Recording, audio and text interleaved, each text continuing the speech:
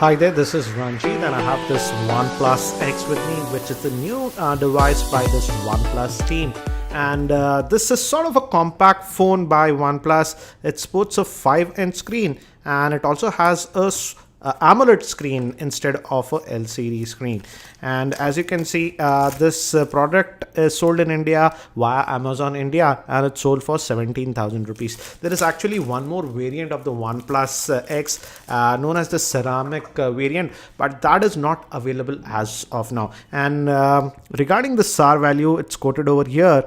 It's 0.428 on head and for body is 0.601. And this is a dual SIM device except a nano SIM. But interesting thing is that it also has micro SD card support. Instead of the second SIM, you can use that.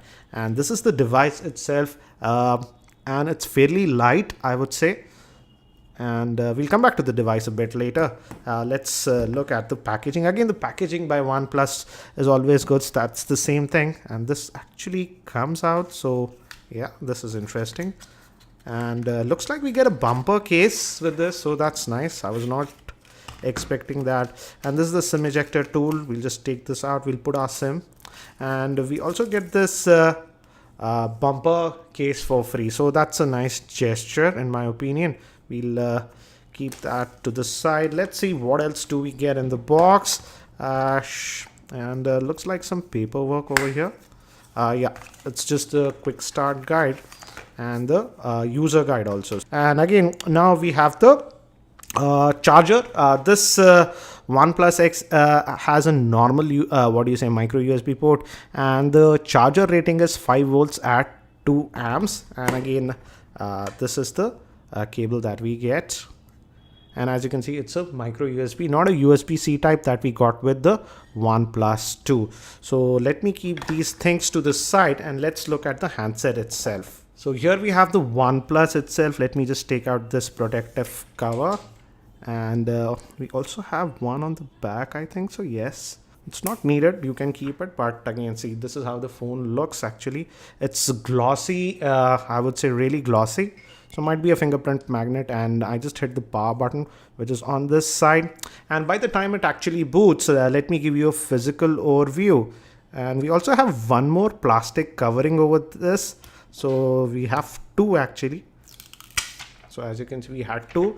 So you can use this one as a screen protector if you would like. And I'll just set this up. But before that, let me give you a physical overview. On the top, we have the 3.5mm headphone jack, secondary noise cancellation microphone, and initial impression. The build quality looks good. This is metallic, and this is the SIM slot. We'll put our SIM. In fact, I'll just shut down the device and we'll put our SIM first. And this is the volume rocker, the power on off button. And on the bottom, we have two vents and the micro USB port that will be used for charging. We'll check if both the slots are speakers or it's just a single one. We'll just test that. And on this end, we have the, alert slider for notification. I really like this. This was introduced in OnePlus 2. It's a very handy feature. So this is the SIM tray. As you can see, the first one will accept your primary nano SIM. Let me just put my SIM card.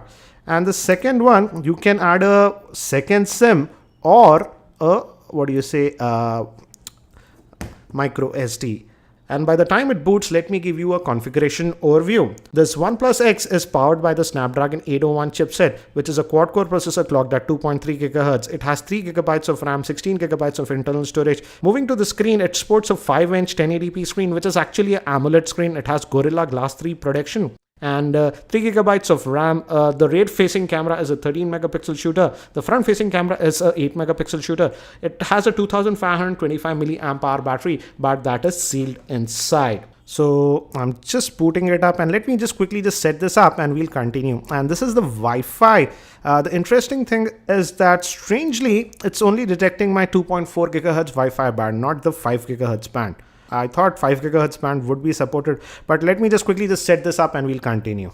And the basic Android setup is done, but this OnePlus again uses the Oxygen OS. So this is that part of the setup, and it says that we can use software buttons or the hardware buttons. As you can see, we can use the software buttons if we like, but let's go with the hardware button for now. And we also have new gestures. For example, double tap to wake. I like that feature. And we can draw an O, it says, to open the camera. V for flashlight. Some of these gestures were also there in earlier OnePlus devices, so we have that. Let's move. And it says we can use Swift keys, or we can use Google keyboard. Let's just go with the Google keyboard.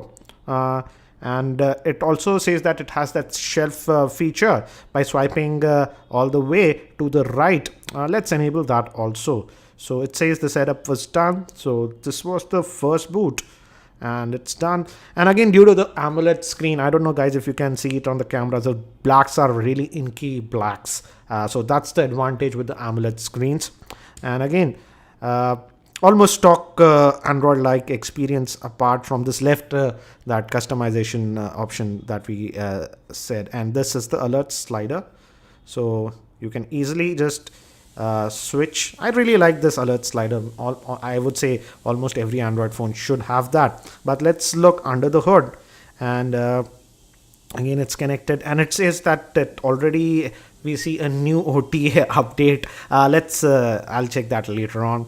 And if we go to about the device, as you can see, it gives us an idea that it has 3 gigabytes of RAM, 16 gigabytes of internal storage, and the Android version is 5.1.1. that is Lollipop. So that is the one that we get out of the box. So let's just go back and let's look at the storage. I did not add a micro SD card. So let's see how much storage do we get out of that 16 gigabytes.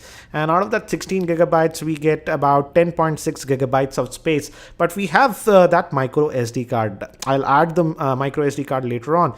And it says it has USB OTG support. So we'll just enable that. We'll check USB OTG also. So you have to check mark this one. So let's just go back. And again, it's the typical, OnePlus. We have some extra customization options that are there. So you can customize the LED notification. Yes, it also has a physical LED notification light over here. It's a very small one. And this is the dark mode. You can actually change it to the white mode also if you want. So again, I would say, so customizations are there. And I saw that button options, so we can obviously go with the on-screen buttons, and we can also swap the buttons if you would like. So those options are always there. So let's look at what else. So these are the apps that are installed. It has this OnePlus radio, which is sort of a new thing that I've noticed.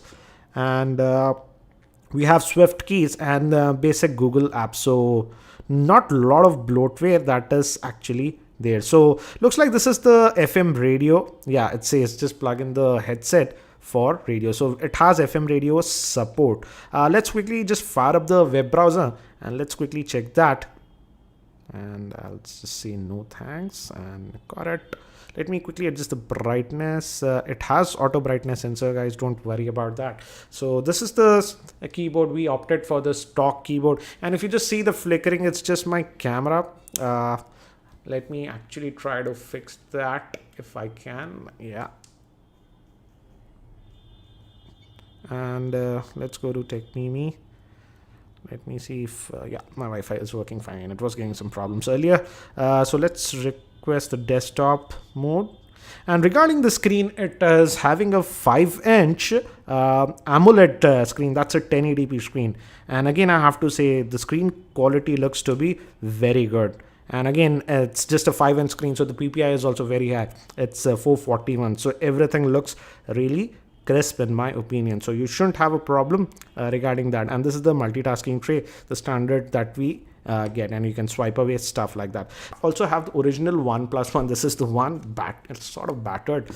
So the original OnePlus one and even the OnePlus 2 had a 5.5-inch screen. So as you can see, it's significantly more compact than those phones. And if you're a person who likes compact phones that can easily fit in a single hand, then I think so you might like this phone. Initial impressions, I would say I'm happy with the build quality. It looks solid. Let's also actually, before we test the camera, look at this bumper case that they have provided. So this is how it looks in the bumper case. So it's just a soft TPU case. So if you're worried, you can use this one with the case. I'm a person who does not like cases, so I will use it without the case. Let's also just check out the speaker. Let's play with the ringtone volumes, and we'll maximize it first. Oops. Vibrate for call, obviously. And let's try to change. Yeah, the speaker is only this one again. So as you can see, this is just for the looks. The speaker is only on the left. It is adequately loud, but not the loudest, I would say, but it's adequate. But it's just a single mono speaker, as you can see. So let's look at the camera. Let me bring some objects nearby. And so this is the camera interface that we see. So we have the tap to focus, and you can adjust the exposure via this by just moving it around. So those options are there. And if we have the HDR option, the beauty option, and let's see, yeah, we also can shoot time lapse, slow motion, and again basic. And regarding resolution, if you shoot it at the 12.4, it will be in 4:3, but if you want to go to widescreen, it is 7.9. that's almost 8 megapixel. And regarding video, it records video up to 1080p. Let me actually show you that.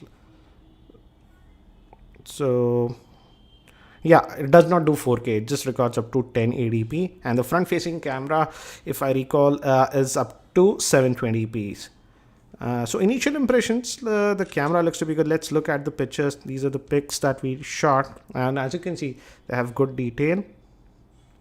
And it's again a very stock camera experience. Again, if you want more, you should look at third-party camera apps.